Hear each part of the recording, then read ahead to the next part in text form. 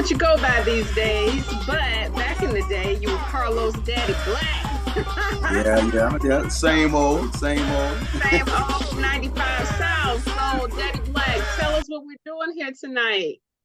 Hey, we just gonna chop it up, and I'm here to answer any questions you have, or have a beautiful conversation. I'm open. Okay.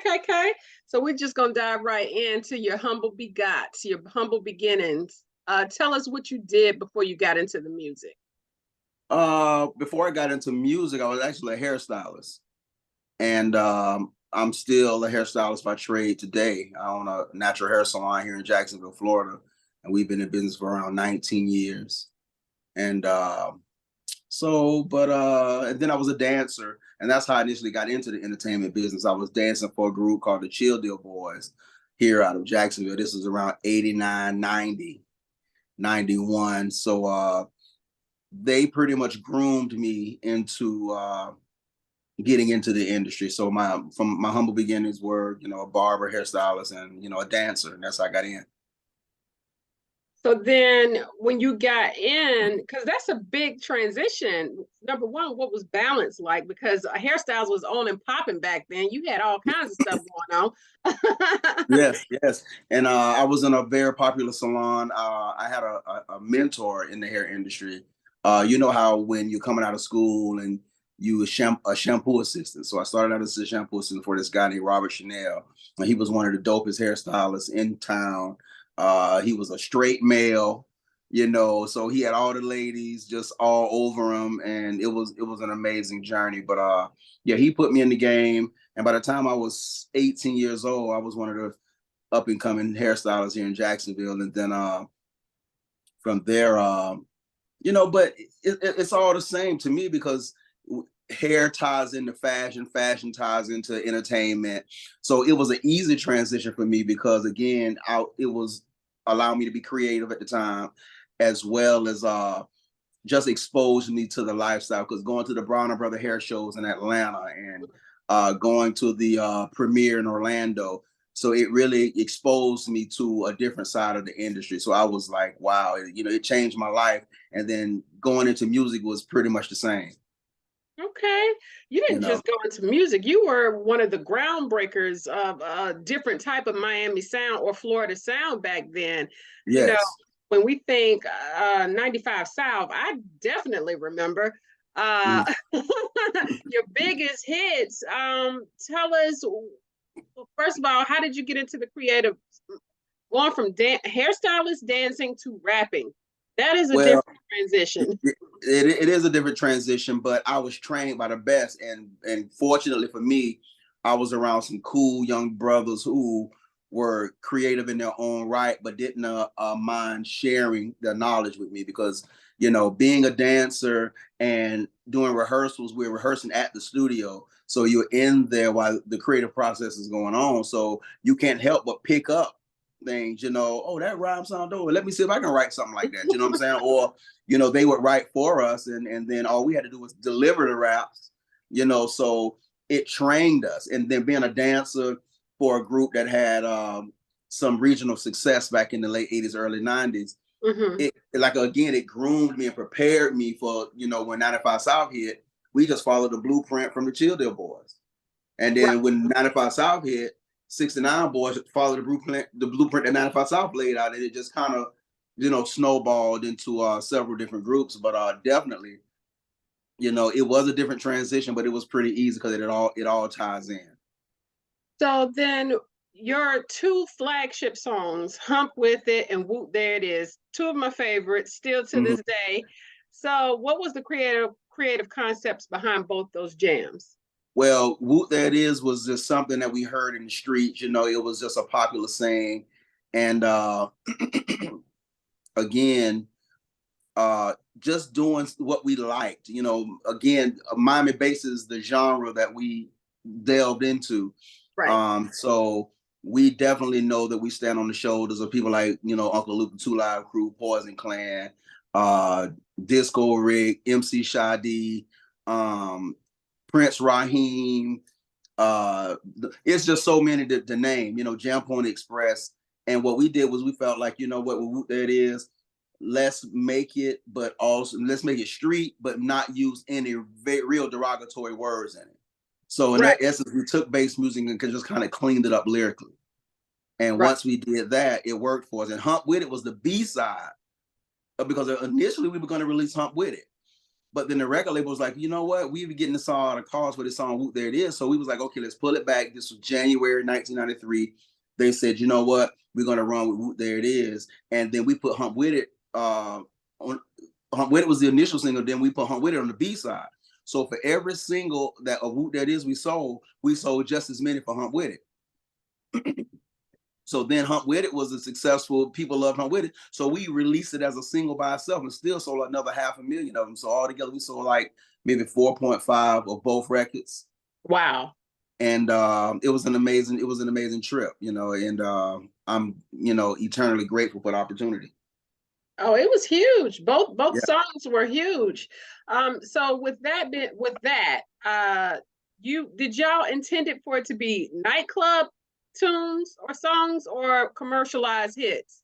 Yeah, we just went in and did what we liked. If radio played it, cool. If not, we knew it was going to be a banger in the clubs, because that's what we went to test the records, because one thing that we learned early was, like, if you release on a single, the first thing you want to do is take it to the club and watch the reaction. That was, and that's just a tool that artists have, just having love from the DJs. We could take them a record, buy them a drink, or shoot them a $20 bill, say, play this record, bro. And if the club jump, we know we got one. And Whoot There It Is was one of those records. So again, we were in Atlanta, Georgia, Ichiban Records. They gave us our first deal, and they gave us boxes of records to take around to the clubs. Wow. And so we would take those records around to these clubs and service the DJs. And I don't know if you're going to get into asking me, but that's how the guy from Tag Team got our record. Okay, so when you say he got your record, what do you mean? I mean, it was a situation where he was a DJ in a nightclub. Uh-huh. So he would have been one of those people we gave the record to play in the nightclubs. Right. We didn't know the guy. We were just going around meeting DJs and just giving them the record. Right.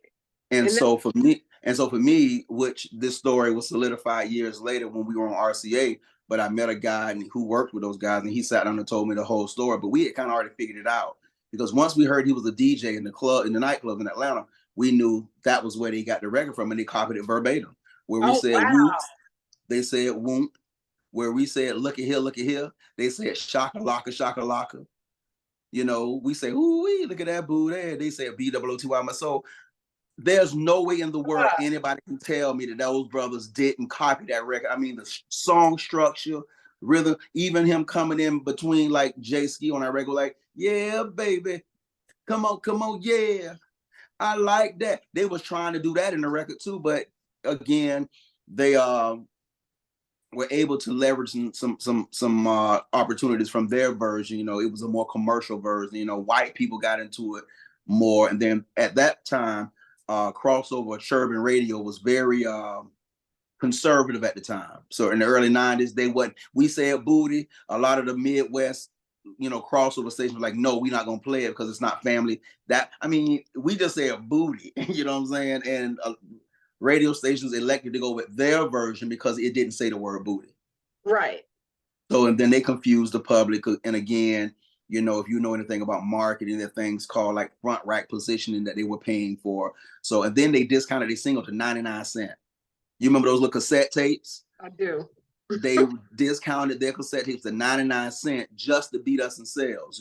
So if you're a person that's going to the record store, you're like, hey, I want that song, Whoot There It Is. They was like, well, here it is right here on the counter. They paid to have that position. So when people come in to ask for the record, because again, you remember you have to go and look for the records and find the tape. So they just did little things like that. So they did beat us in record sales, but at the same time, us, we just had that credibility in the industry, because again, we were able to come back with different hits, and they couldn't pay nobody to buy their records. They couldn't give them away. So that in itself says a lot about, people who just, plagiarize people's music. And it was very prevalent back in the early 90s, especially in the bass genre. Because again, there were probably 5 or 6 different records that had the term Whoot There It Is in it. Right, right. I remember him both songs though. That's crazy. Yeah, yeah. So what did you learn about marketing and branding and like you said, copyright infringement? Well, first thing I learned was protect your property, your IP, your intellectual property. Protect it, and also not even just outside of that situation, just being in business with people who you think are your partners or your friends, and making sure that you have a partnership agreement in place. So I really learned the business from those situations, especially when it comes to protecting your intellectual property. Wow, that's crazy that Yeah, they could contended with you with your own song. Like they copied yeah. your song and Yeah. contended with And you you. know what? And back then it really didn't hit me like it, because again, it really came back to sting when year before last they got the Geico commercial Hmm. and it was played during the Super Bowl. So that was when I was like, that could have been us, Right. you know. So and then my phone started ringing. Hey man, I seen the commercial, man. I seen the Geico, but that wasn't y'all. You know, so I'm like, so then what it did was drummed up this whole situation that was long forgot about. Because in the early 90s, it was a big deal. Whoop, there it is, Hitman. Whoop, there it is. Whoop, there it is. You reshape Miami music each time, like your style of music or Florida music or however you want to say it. It's still Miami sound, Miami bass Yeah, right, right. each time that it came out. So how did you stand apart? Because it was so many sounds that sound just a lot. Although the song was different, it still Mhm. sound the same. So how did you stand apart?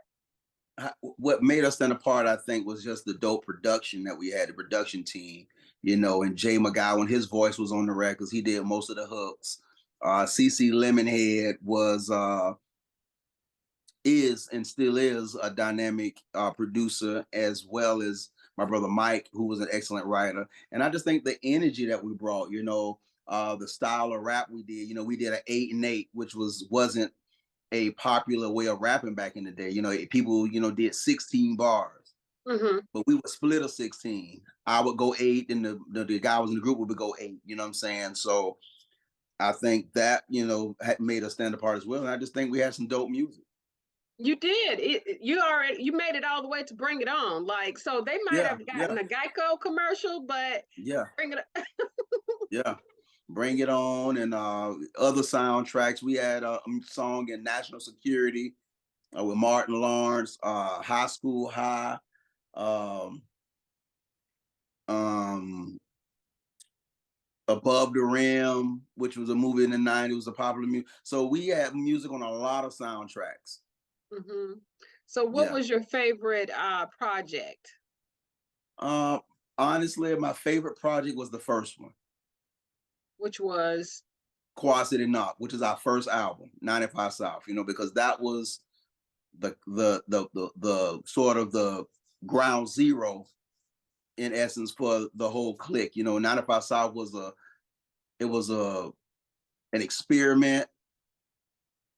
You know, we were charting and then there wasn't a standard we had to hold ourselves to, because it was our first record. There wasn't right. nothing previous we had done, and there wasn't. So we were just like, let's just go in the studio and do what we like, have some fun. You know, if you listen to we did a lot of joking around on it, but it was just a fun time. And I think that is gonna always be my most favorite project, because we just went in, we were innocent, young guys just wanting to have some fun and just make a little bit of money to open up a record label. And that was the whole goal. To sell 50,000 records to open up a record label. That was the goal. Okay, and you did that. Mhm. So, and with that, and I think Mike is on now. Okay. Hey, What did Black, what's happening? Milk Money, what's up? Nothing but try to get this Zoom light done. Man, I was over here, man. I had to knock that, man. I'm so sorry, man. I think she recorded. for Okay. sure? I'm sorry. Okay, I'm just gonna do it like this. Okay. We're just gonna do it like this. What's happening? What it Chilling, man. do? So you Nothing. all are still making music till this day. What new projects are you working on? We have records that we've done, like Riding in My Chevy, After Party, and we have 2 new records in particular coming out. One is called Cheeks, which is a super dope club banger, and another one called Miss Booty Queen. So y'all still saying booty, huh? hey, Yeah. we Southern men, we like that. We like the booty, man. Yeah. So, Mike, But what is one of your stories from back in the day that solidified you in 95 South? I remember we had a platinum record, and I remember Christmas time coming up that December. And I don't know if you remember this, Carlos. We on the road doing shows, but we hadn't got paid from the record label just yet. And here we are, it's Christmas time, and we ain't have no money for our kids. We ain't have no money for Christmas. And I was like, is this how the music industry is? Wow. And that really shocked me. Yeah. Yeah, So that really shocked me. Y'all still toured? What did y'all do? We had money coming like right after that. But I remember when I got off the road with 95 South and I was doing 69 Boyz' first album. I remember Carlos coming off the road, and I remember him leaving with almost no clothes, coming back with a suitcase, a duffel bag, tall duffel bag full of clothes, and just dumping them out at, because we're brothers. Coming home, and he would come home to our mom, and he's like, all right, Mom, I got to go back out. And he would dump all his dirty clothes, and I'm like, that's all you spending your money on is clothes? All different shoes. You're like, Mom, wash these. I'm going out of town again. I'm like, so y'all just buy clothes on the road now? He was like, bruh, we're on the road and more shows come up, more shows and more shows. You can't wash, we be going for like 3 to 4 weeks. Yeah, I remember all of the Huaraches you had. Oh, yeah. I'm like, what kind of shoe is this? Oh, it's a new Huarache. And then that's when I started getting into Huaraches because my little brother, he started wearing them. What's up? Now, it's interesting that you said that just definitely pinpoints an age range on you guys. But with 95 South, you have, we're still talking about branding and copyrights. You have a comedy show called 95 South, and I'm pretty sure the group came out before the comedy show. So how did that make y'all feel? Like, I think those guys are called 85 South. 85 South. 85 South. Okay. Yeah. 85 South. And people still get it confused, because sometimes people, hey, that's the dude from 95 South. They be like, well, he don't look like none of the comedians. So like but it's a sort of a generation gap, because again, Right. we've been in the industry for 30 years. Right.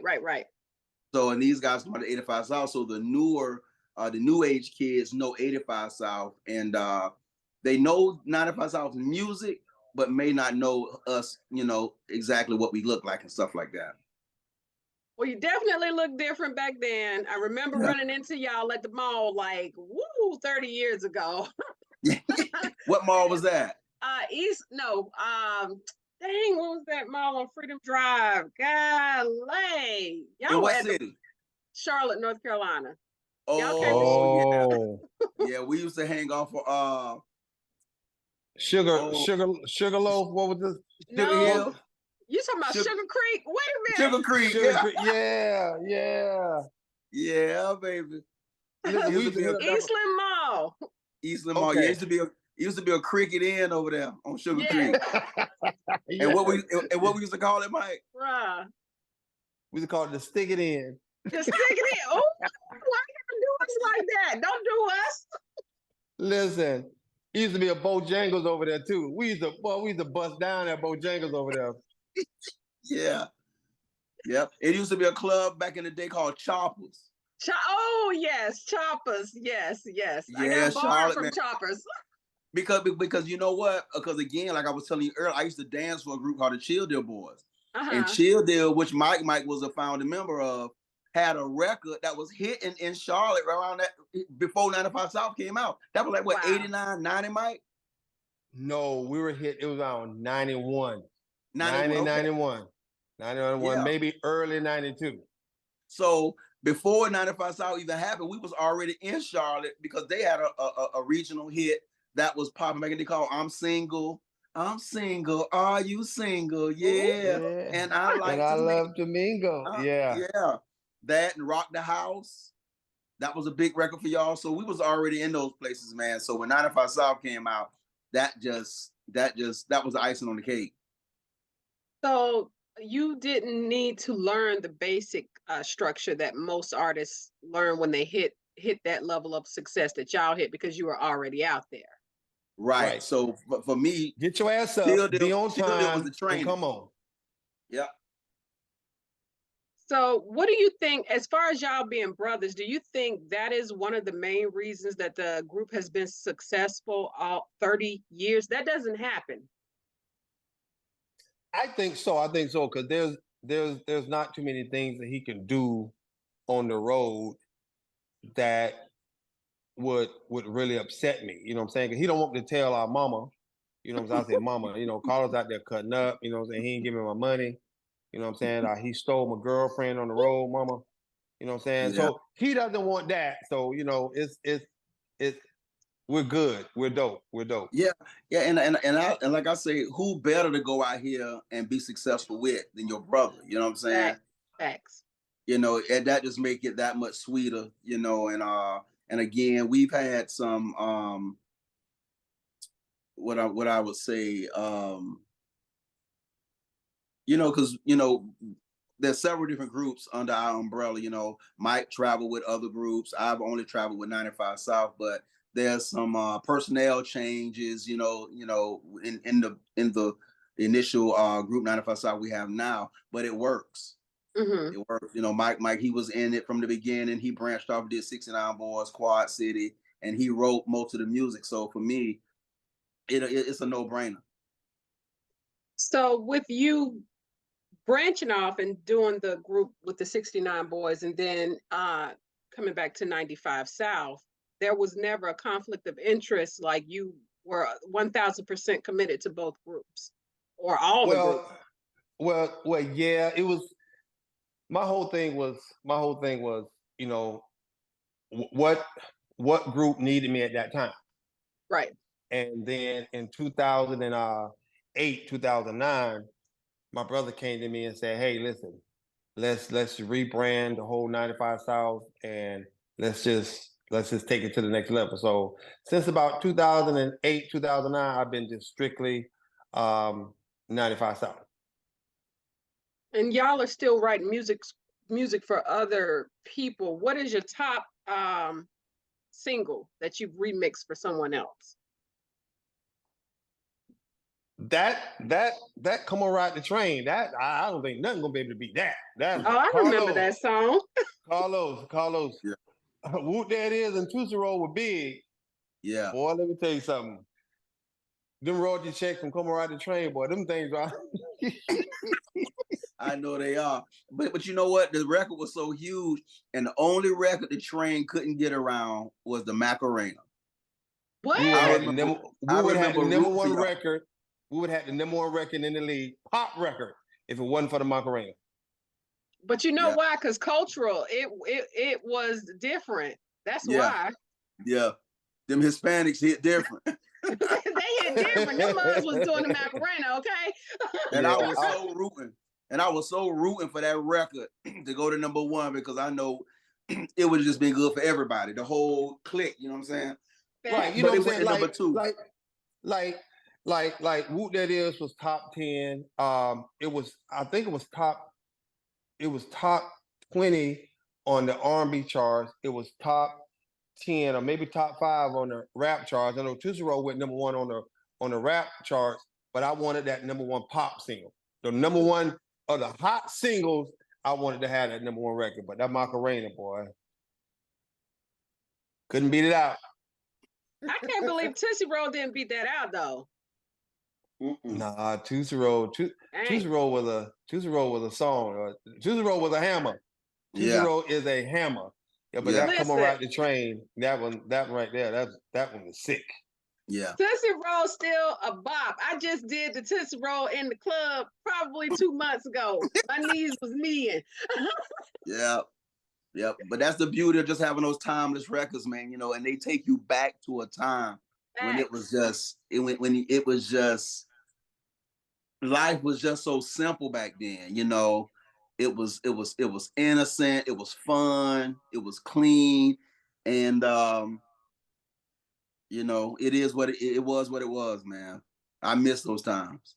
Me Yeah. too. I tell you, good gosh, that was like 14 scores and 8 kids ago and grandkids and god dog. I had hair back then. My hair fell out. But Yeah. so my next question is y'all are doing a concert in South Carolina. Can you talk about that? Yeah, October 6th, we're gonna be in North Augusta, South Carolina. It's going to be a 50th anniversary of hip hop show. It's going to be huge. I'm excited about it. You know, it's going to be 95 South, 69 Boys. Um, I think Splack Pack is going to be on the show. We bringing our homegirls Ooh. this and that with us. I said Dougie Fresh, right? No, you didn't say No. it, but you're saying it now. Oh, Dougie Fresh and the Force MD. So that's going to be a real throwback, and I think it's going to be a great show celebrating the 50th anniversary of hip hop. We're excited about it. Oh, that's big. That's big things popping. So then do Mm-hmm. y'all have any projects that y'all have coming up or what's good? Go ahead, Mike. Well, as far as me, I have my beard products, beardmojo.com. I know I'm looking kind of rough right now. I just woke up. I'm sorry. Let me tell you something. It was raining down here in Orlando, they call it. Almost like a hurricane would come in, but that rain took me out, bro. Yeah, I So was about to go out too. It's because it's been raining up here as well. But I felt it. But I said, let me get up and start cleaning up and drinking coffee and had to get me some cognac. I'm good. Coffee and cognac. Oh my God. That yak, yes, ma'am. yeah, so go to beardmojo.com. That's beardmojo.com. And get yourself or get your man some beard products. I don't know, Carlos. Carlos, he got a lot of stuff going on over there up there in Yeah, Jacksonville.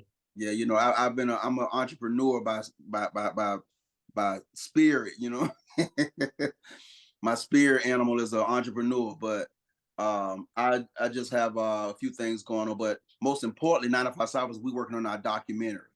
So be looking out for that. I'm gonna have to send you the trailer for it. We got a trailer, so maybe you can run it on your program when you get a chance and let people just see what we got coming, you know. And it's gonna talk about, you know, fill in the blanks for a lot of people who have certain questions about the group and you know where we've been and how we started and where we're going from here. So I'm excited about that. I'm excited about it. If you send me that, I'm gonna put it on my website. How about that? Okay, that's cool. Okay. Cool. I Okay, that's appreciate dope. that. Yeah, so thank you so much. Like y'all ain't got no merch. Like y'all 95 South. Like what we talking about? It's funny you Listen, say listen. that. It's funny you say Yes, we yes. just talked about our merch, and we do. And make sure you when you get a chance, send Angela your shirt size because I want to get you a nice hoodie because we're going to be sending out hoodies and they're going to be on the website.